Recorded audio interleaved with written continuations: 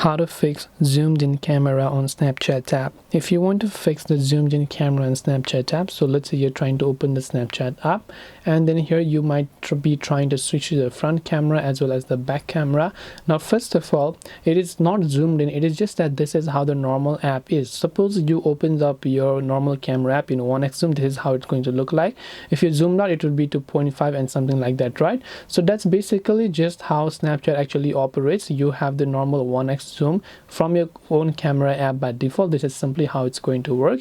If you want to solve this, there are a couple of ways to do. First, you can just try to long press the Snapchat app icon, tap the I button to come to the app info page, go to storage and clear cache, and you can try to clear the data. Once done, you can try to open your Play Store and then simply search for the Snapchat app. Check if the Snapchat app has an update, and if it does, then just make sure to update the Snapchat app to the latest version.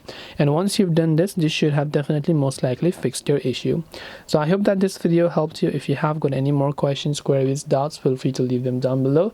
Thank you for watching till the very end of this tutorial, and as always, see you soon in the next video.